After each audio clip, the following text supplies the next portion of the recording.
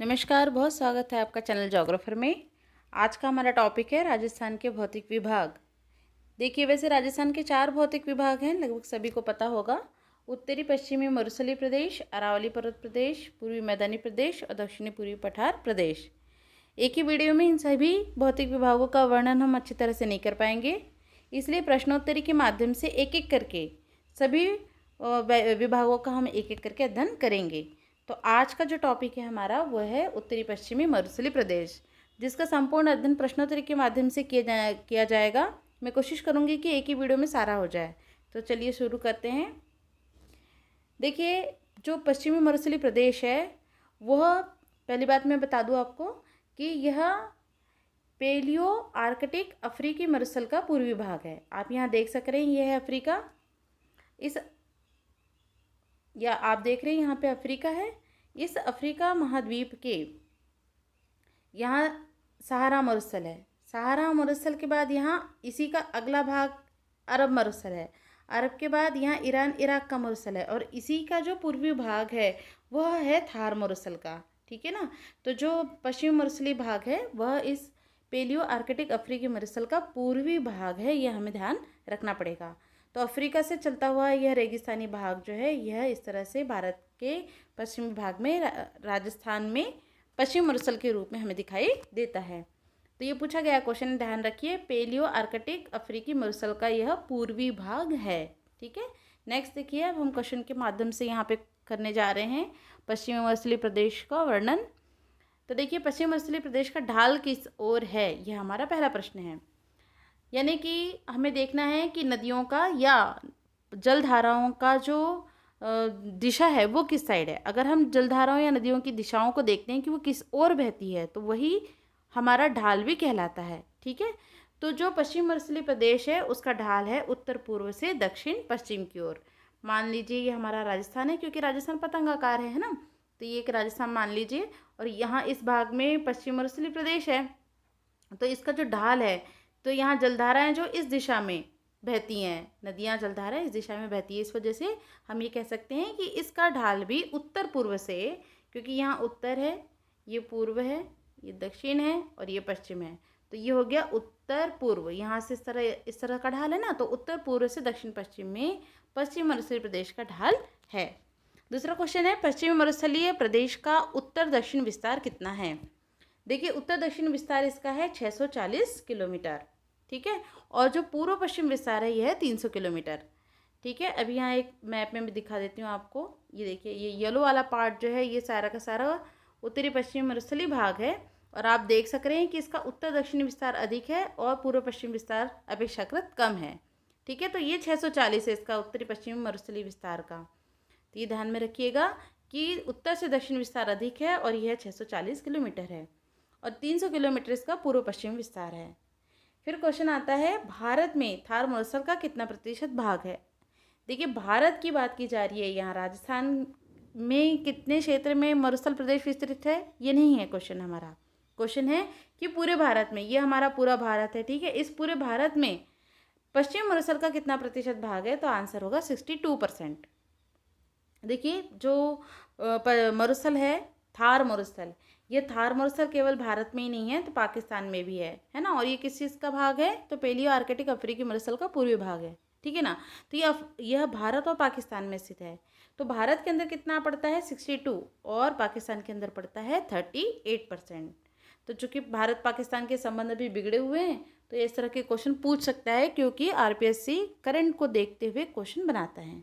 ठीक है। तो ये यहाँ देख सकते हैं, यहाँ पे येलो पार्ट पूरा पश्चिमी मरुस्थलीय भाग है। आप देख रहे हैं यहाँ पे कि ये बॉर्डर है, और बॉर्डर से इस साइड वाला भाग जो है ये पूरा पाकिस्तान है ना। ये रही बॉर्डर, इसके इस साइड वाला भाग पाकिस्तान है, और यह मरुस्थल का 38% है, और ये पूरा भाग जो है ये है 62%। तो कन्फ्यूज होने की ज़रूरत नहीं है, भारत नाम देख करके हमें 62% ही लगाना है। ठीक है। नेक्स्ट क्वेश्चन देखिए, थार मरुस्थल किस प्राचीन स्थल रूप का अवशेष है। थार मरुस्थल है टेथिस का अवशेष। ठीक है। थार मरुस्थल है टेथिस सागर का अवशेष। देखिए, बहुत प्राचीन काल में हुआ ये था कि एक अंगारा लैंड था, एक गोंडवाना लैंड था, और इनके बीच में और चारों तरफ एक पेंथेलासा महासागर था। उसका बचा हुआ भाग, अवशेषी भाग, यहाँ पे टेथिस सागर रह गया, जिसमें बाद में नदियों ने और हवा ने धीरे धीरे रेत मिट्टी का जमाव किया, जिसकी वजह से यहाँ रेगिस्तान का निर्माण हुआ, और जो आगे चल के हमारे थार मरुस्थल के रूप में हमें देखने को मिलता है। तो ये ज्योग्राफिकल टर्म है, इसका पूरा वर्णन अभी हम इस लेसन में नहीं करेंगे, आगे कभी करेंगे। हमें यहाँ सिर्फ इतना ही ध्यान रखना है कि थार मरुस्थल किस प्राचीन स्थल रूप का अवशेष है, तो यह तेथिस सागर का अवशेष है। ठीक है, आगे चलते हैं। थार मरुस्थल का थली नाम किन जिलों में स्थानीय भाषा में प्रयोग किया जाता है? देखिए, ये क्वेश्चन बहुत कंफ्यूज करते हैं, इनको जरा ध्यान से देखिएगा। यहाँ पहले तो मैं बता दूं कि थार मरुस्थल किसके नाम पे रखा गया है। तो पाकिस्तान में एक थार पारकर जिला है, ठीक है, थार पारकर, उस थार पारकर जिले के नाम पर ही थार मरुस्थल का नाम रखा गया है। ठीक है, ये ध्यान में रखिए। अब बोला गया है कि किन जिलों में राजस्थान के अंदर थली नाम से थार मरुस्थल को जाना जाता है, तो उसका आंसर है गंगानगर और बीकानेर में। अच्छा, जो बीकानेर और जोधपुर है ना, यहाँ पे इसको जांगल के नाम से जाना जाता है। ठीक है ना, तो ध्यान रखिएगा, क्वेश्चन ऐसे हम पीते हैं, तो जब भी थली नाम आएगा तो हमारे दिमाग में ये दो नाम आ जाने चाहिए। ठीक है, ये क्वेश्चन पूछे गए हैं, ध्यान रखिएगा। जब ऑप्शन होते हैं तो कन्फ्यूजन हो जाता है, ट्रिक से याद करिए। फिर नेक्स्ट क्वेश्चन है, पश्चिम मरुस्थलीय प्रदेश राजस्थान के कितने प्रतिशत भाग पर विस्तृत है? ये है हमारा वो क्वेश्चन। ठीक है, तो पश्चिम मरुस्थल जो राजस्थान में विस्तृत है, पूरे क्षेत्रफल का 61.11% भाग रखता है। क्योंकि पश्चिम मरुस्थल केवल राजस्थान में ही नहीं है, गुजरात में भी है और हरियाणा में भी है। ठीक है ना, और थोड़ा अब तो इसका विस्तार होने लगा है दिल्ली के पश्चिमी भाग तक भी, लेकिन अभी तो हम गुजरात, हरियाणा और राजस्थान ही देखेंगे, और राजस्थान में इसका विस्तार कितना है? 61.11%। नेक्स्ट क्वेश्चन देखिए, राजस्थान के कितने जिले पश्चिमी मरुस्थलीय प्रदेश में स्थित हैं? तो राजस्थान के 12 जिले हैं जो पश्चिमी मरुस्थलीय प्रदेश में स्थित हैं। देखिए, मैं वही क्वेश्चन करा रही हूँ जो एग्जाम में बार बार आए हैं, तो आप इनको बहुत सीरियसली लें, और इनको 2-4 बार आप वीडियो दिन में देखेंगे तो सारे याद हो जाएंगे। ठीक है, पश्चिमी मरुस्थलीय प्रदेश में 12 जिले पड़ते हैं। अब वो कौन कौन से पड़ते हैं, तो यहाँ मैप में देख लीजिए, ये रहे वो जिले जो कि पश्चिम मरुस्थलीय प्रदेश से संबंधित है। हम पहले अंतर्राष्ट्रीय बॉर्डर से स्टार्ट करते हैं और फिर अंतर्राज्यीय बॉर्डर पे देखते हैं कि कौन से जिले हैं जो पश्चिम मरुस्थलीय प्रदेश से संबंधित है। तो अंतर्राष्ट्रीय बॉर्डर पर पड़ने वाले वे जिले जो पश्चिम मरुस्थलीय प्रदेश से संबंधित हैं, ऐसे क्वेश्चन पूछे गए हैं, तो ध्यान रखिएगा कौन से हैं। गंगानगर, बीकानेर, जैसलमेर और बाड़मेर, ये 4 जिले हैं अंतर्राष्ट्रीय बॉर्डर पर स्थित हैं, और ये पश्चिम मरुस्थलीय प्रदेश में भी पड़ते हैं। ठीक है, इसके बाद अंतर्राज्यीय सीमा पर कौन से पड़ रहे हैं, तो ये है हनुमानगढ़, चूरू, झुंझुनू, सीकर का कुछ भाग, नागौर, पाली का बहुत सारा भाग है ना, और जालौर, और बीच में जोधपुर। ये भी ज़िले हैं जो कि इसमें से प्रमुख रूप से ये जो ज़िले हैं ना, हनुमानगढ़, चूरू, झुंझुनू और इधर जालौर, ये अंतर्राज्यीय सीमा पर पड़ते हैं। और जो बीच के ज़िले हैं जैसे कि जोधपुर, नागौर, पाली, ये 3 ज़िले आंतरिक ज़िले हैं जो कि पश्चिमी मरुस्थलीय प्रदेश से संबंधित है। अंतर्राष्ट्रीय कौन से ज़िले अंतर्राष्ट्रीय सीमा पर स्थित? गंगानगर, बीकानेर, जैसलमेर और बाड़मेर।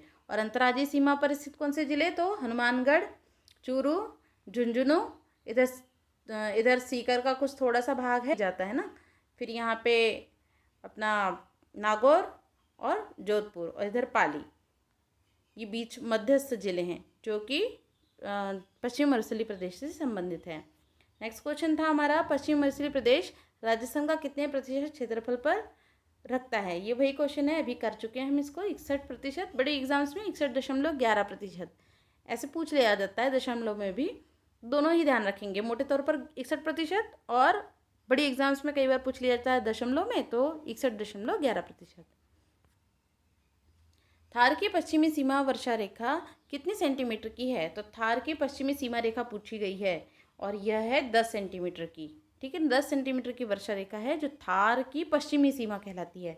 अभी हमने देखा था ना, गंगानगर से बीकानेर, जैसलमेर और बाड़मेर की जो सीमा है पाकिस्तान से लग रही है, तो इसकी पश्चिमी हमको बहुत रेड क्लिफ नहीं देखना है, हमें देखना है वर्षा रेखा की सीमा जो कि पश्चिमी मरुस्थल की पश्चिमी सीमा है। ठीक है ना, क्योंकि जो वर्षा रेखा है 25 सेंटीमीटर की, यह 25 सेंटीमीटर की रेखा पश्चिमी मरुस्थल को 2 भागों में बांटती है। एक तो है रेतीला मैदान और एक है अर्धशुष्क मैदान। ठीक है, जो रेतीला मैदान है उसको बांटने वाली कौन सी है? तो उसको बांटने वाली है 25 सेंटीमीटर की वर्षा रेखा, जो कि पश्चिम मरुस्थलीय प्रदेश की मध्यस्थ वर्षा रेखा कहलाती है। जबकि 10 सेंटीमीटर की रेखा है जो कि जैसलमेर के पास है, और यह 10 सेंटीमीटर की वर्षा रेखा इस पूरे पश्चिमी मरुस्थलीय प्रदेश की पश्चिमी सीमा कहलाती है। हम यहाँ पे मैप में भी देख सकते हैं, देखिए ये रहा मैप। यहाँ पर 10 सेंटीमीटर की वर्षा रेखा है जो कि इस पूरे पश्चिमी मरुस्थलीय प्रदेश की पश्चिमी सीमा कहलाती है। ठीक है, ध्यान रखिएगा। नेक्स्ट क्वेश्चन है, पश्चिमी रेतीले मैदान की पूर्वी सीमा कितने सेंटीमीटर वर्षा की है?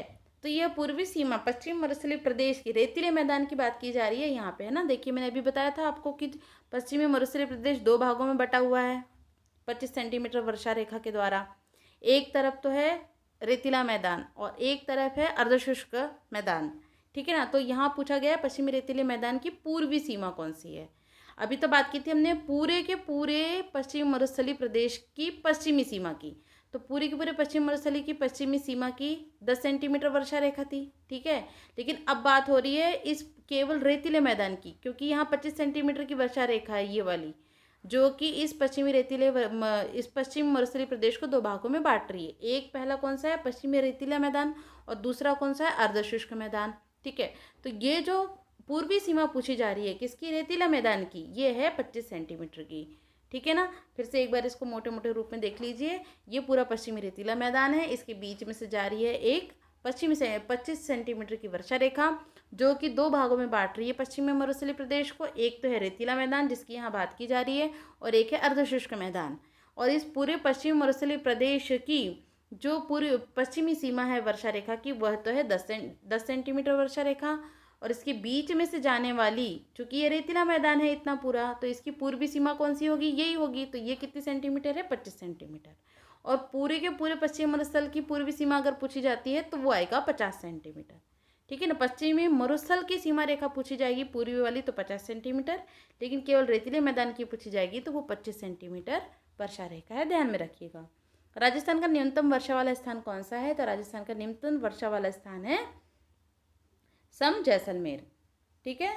समगांव जैसलमेर में सबसे कम बारिश होती है, उसका काम है संवहनीय हवाएं, क्योंकि यहाँ पे जो भी हवाएं आती हैं मानसूनी हवाएं, राजस्थान का ये जो एरिया है जैसलमेर का, ये चट्टानी एरिया है, यहाँ पे पथरीला रेगिस्तान है, तो हवाएं बहुत ज़्यादा गर्म होती हैं, ऊपर की ओर संवहनीय हवाओं के रूप में उठती हैं, और मौसमी हवाएं जो कि आर्द्रता युक्त होती है, वर्षा करती है, उनको ये और भी और ऊपर वायुमंडल में पहुंचा देती है, जिसकी वजह से यह हमारे राजस्थान में इन जगहों पर वर्षा बहुत ही कम कर पाती, नहीं के बराबर।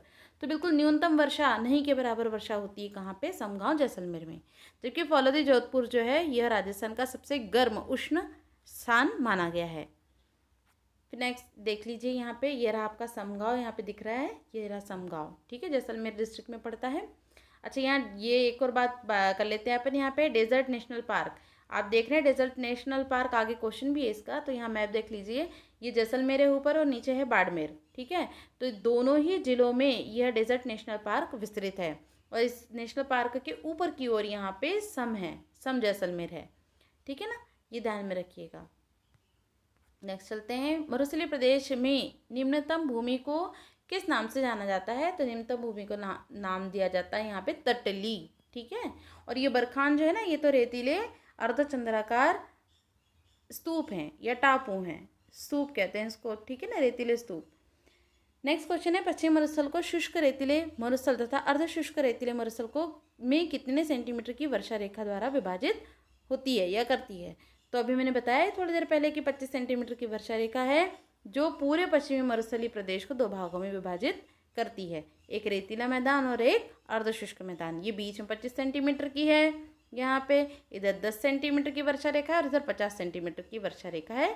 यह 50 सेंटीमीटर की वर्षा रेखा पश्चिम मरुस्थलीय प्रदेश की पूर्वी सीमा और 10 सेंटीमीटर की रेखा पश्चिम मरुस्थल की पश्चिमी सीमा बनाती है, जबकि 25 सेंटीमीटर की वर्षा रेखा रेतीले मरुस्थल की पूर्वी सीमा बनाती है, जो कि 2 भागों में इनको विभाजित करती है। आगे देखिए, सेवण घास तथा धामन घास के क्षेत्र में मुख्य रूप से पाई जाती है, तो यह है लाठी सीरीज में सेवण घास और धामन घास पाई जाती है। देखिए जैसलमेर, यहाँ भी मैंने बताया था आपको कि नेशनल पार्क है ना, जो डेजर्ट नेशनल पार्क, उधर ही लाठी सीरीज भी पड़ता है। और ये लाठी सीरीज जो है ना, ये पहले बहुत प्राचीन काल में राजस्थान में सरस्वती नदी बहती थी, जिसका प्रवाह क्षेत्र कुछ इस तरह से था, ठीक है ना। अभी हम अपने बात भी की थी, ढाल किस साइड है, उसी दिशा में सरस्वती नदी बहती थी। बाद में इस नदी का दूसरी बड़ी नदी द्वारा अपहरण हो गया। ये ज्योग्राफिकल टर्म है, इसके बारे में अभी विस्तार से हम यहाँ नहीं पढ़ेंगे, लेकिन फिर भी मैं शॉर्टकट में बता दूँ कि इस नदी का ज्योग्राफर्स मानते हैं कि इस नदी का अपहरण कर लिया गया था एक बड़ी नदी के द्वारा, जिसकी वजह से इसका जो प्रवाह क्षेत्र है वो बीच में ही खत्म हो गया। लेकिन ऊपर से तो वह नदी नहीं बहती, लेकिन उसका जल इस क्षेत्र में नीचे की ओर है, मतलब अभी है उसका जल यहाँ नीचे की ओर, ऊपर ऊपर वो नहीं बह रही है। तो उसका सरस्वती नदी का जो बचा हुआ भाग है वो तो घग्गर के रूप में इधर बहने लगी राजस्थान से पाकिस्तान की ओर, ठीक है। और जो पुराना उसका प्रवाह क्षेत्र था वो कहलाता है लाठी सीरीज।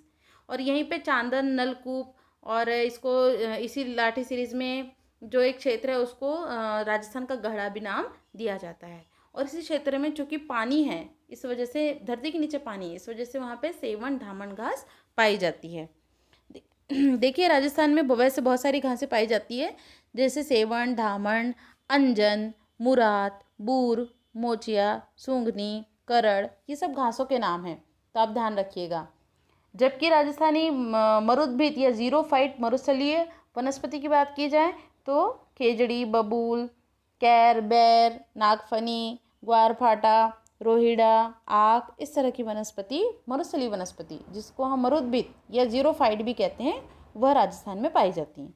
तो घास अलग है और वनस्पतियाँ अलग है, थोड़ा ध्यान में रखिए। फिर 25 सेंटीमीटर वर्षा रेखा के आधार पर मरुस्थलीय प्रदेश को पश्चिमी रेतीला शुष्क मैदान तथा डैश में विभाजित किया जाता है।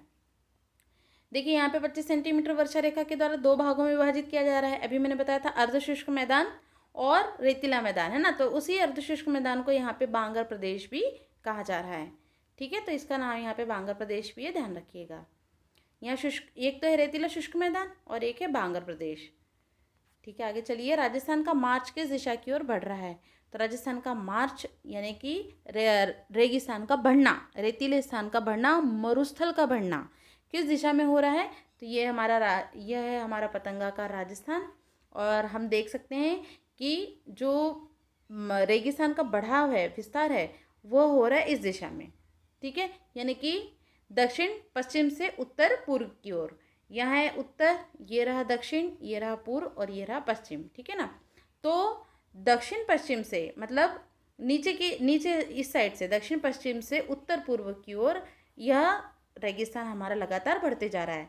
अब दिल्ली के पश्चिमी भाग में भी कुछ रेगिस्तान के प्रभाव देखने को मिलने लगे हैं। इस रेगिस्तान के मार्च को रोकने के लिए, मतलब राजस्थान से दूसरे राज्यों में, उत्तर प्रदेश और दिल्ली की तरफ रेगिस्तान के विस्तार को रोकने के लिए एक हरित पट्टी की मंजूरी दी गई है, जिसके तहत राजस्थान में, जैसे कि राजस्थान है, मान लीजिए राजस्थान में जहाँ पे रेतीला मरुस्थल प्रदेश है उसकी सीमा पर 5 किलोमीटर चौड़ाई में एक पेड़ों की श्रृंखला बनाई जाएगी ऐसे, जो कि रेतीले हवाओं को इस साइड जाने से रोकेगी। और यह अफ्रीका की तर्ज पर बनाई जा रही है, और चूंकि ये करंट से संबंधित है तो ध्यान में रखिएगा, ठीक है। ऐसे क्वेश्चन पूछ लिए जाते हैं। फिर नेक्स्ट क्वेश्चन है, थार परकर, साहिवाल, राठी किस पशु के प्रकार हैं? तो ये गाय के प्रकार हैं, ठीक है। फिर ओएसिस क्या है? ओएसिस मरुउद्यान है।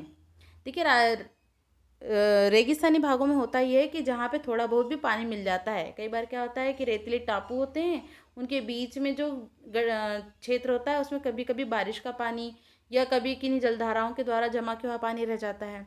जहाँ थोड़ी बहुत वर्षा भी हो जाती है 50 सेंटीमीटर के आसपास या 25 सेंटीमीटर से ज़्यादा, तो उन क्षेत्रों में क्या होता है, पानी जम जाता है, छोटे छोटे तालाब बन जाते हैं। तो वहाँ पे ना रेगिस्तानी भाग में जैसे चारों तरफ तो रेत रहती है और बीच में कहीं पे छोटी छोटी हरी घास या पेड़ पौधे उगाते हैं, तो उसको ओएसिस कहते हैं। ओएसिस या मरुद्भिद या मरुउद्यान इनको कहते हैं, ठीक है। ऐसा लगता है कि रेगिस्तान में छोटा सा गार्डन है, बस आप ये ध्यान में रखिए। उत्तरी पश्चिमी मरुस्थल समुद्र तल से कितनी ऊंचाई पर स्थित है? तो उत्तरी पश्चिमी मरुस्थल 60 से 360 मीटर की ऊंचाई पर स्थित है समुद्र तल से, यहाँ मीटर कर लीजिएगा, ठीक है। समुद्र तल से ये इसकी ऊंचाई कितनी है? 60 से 360, कहीं तो 60 है और कहीं से पर 360, ये औसतन बताई जाती है, ध्यान में रखिएगा। दोनों में 6 का आंकड़ा है ना, 60 और 60, बस यहाँ 360 ही ध्यान में रखिएगा, ऐसे कोई कन्फ्यूज़न होगा नहीं आगे। प्रचलित पनों के समानांतर बने टीले क्या कहलाते हैं? तो जैसे ये हवाएं जा रही हैं और इनके साथ ही बीच में ये हवा जा रही है और इनके बीच में कहीं खाली जगह और यहाँ पे अगर टीलों का निर्माण हो गया है तो इसको हम बोलते हैं अनुदैर्ध्य टीले, जो कि पवन की दिशा के समानांतर बनते हैं। ये हवा जा रही है और ये हवा के समानांतर यहाँ पे रेत मिट्टी का जमा हो रहा है, तो यहाँ पे टीले बन जाएंगे, जिन्हें हम कौन से टीले कहेंगे? अनुदैर्ध्य टीले। और एक अनुप्रस्थ टीले होते हैं जो कि हवाओं के लंबवत बनते हैं। मतलब ये हवा आ रही है और यहाँ उसको कोई पेड़ झाड़ी या कोई बड़ी चट्टान मिल गई और उसने यहाँ पे अगर रेत का जमाव कर दिया, तो यहाँ पे हवा के दिशा के आगे अगर टीलों का निर्माण हो जाता है तो हम उसको अनुप्रस्थ टीले कहते हैं। ठीक है। वैसे ही बरखान किस तरह के टीले हैं? तो बरखान है अर्धचंद्राकार टीले। ये अर्धचंद्राकार टीले होते हैं जो कि कुछ इस तरह से निकली हुई सींग की तरह प्रदर्शित होते हैं। इनको हम अर्धचंद्राकार टीलों को बरखान कहते हैं। और राजस्थान में तो ये बहुत देखने के लिए मिलते हैं। गंगानगर, जैसलमेर, बीकानेर में तो बहुत मिलते हैं। आगे देखिए, उत्तरी पश्चिमी मरुस्थलीय प्रदेश के पूर्वी भाग को किस नाम से जाना जाता है? यहाँ की जा रही है बात उत्तरी पश्चिमी, ये पूरा राजस्थान है। इस पूरे राजस्थान में यहाँ पर उत्तरी पश्चिमी मरुस्थलीय प्रदेश है और इस उत्तरी पश्चिमी मरुस्थल के पूर्वी भाग की बात की जा रही है। यहाँ पे कौन सा भाग पड़ता है? तो यहाँ पड़ता है मारवाड़। ठीक है। मेवाड़ तो पूर्वी भाग में पड़ता ही है, लेकिन स्पष्ट यहाँ पे उत्तर पश्चिम मरुस्थल की बात की जा रही है, इसलिए इसका आंसर अभी यहाँ पे मारवाड़ ही होगा। फिर नेक्स्ट क्वेश्चन है, पश्चिम मरुस्थलीय प्रदेश का इनमें से कौन सा जोड़ा अधिकतम तथा न्यूनतम तापमान से संबंधित है? तो यह है 4 अंश या 40 डिग्री से लेके गर्मियों में 40 डिग्री सेंटीग्रेड तक और सर्दियों में -3 डिग्री सेंटीग्रेड तक औसतन तापमान पश्चिमी मरुस्थलीय प्रदेश का रहता है। हमें ये ध्यान में रखना है। ये वही क्वेश्चन है जो बार बार एग्जाम्स में पूछे गए हैं। इनको ध्यान दीजिएगा इनकी तरफ और इनको याद कर लीजिएगा। 40 डिग्री गर्मियों में और -3 डिग्री सर्दियों में यहाँ का तापमान, औसत तापमान बना रहता है। इससे कम ज़्यादा भी हो सकता है क्योंकि मैं औसत की बात कर रही हूँ। आकलवुड फॉसिल पार्क किन 2 जिलों में विस्तृत है? तो अभी हमने बात की थी ना कि डेजर्ट नेशनल पार्क है। कहाँ पे है? जैसलमेर और बाड़मेर में। पीछे मैंने मैप में भी दिखाया था। और वही आकलवुड फॉसिल पार्क भी है। ठीक है। तो यहाँ इसका आंसर होगा जैसलमेर और बाड़मेर।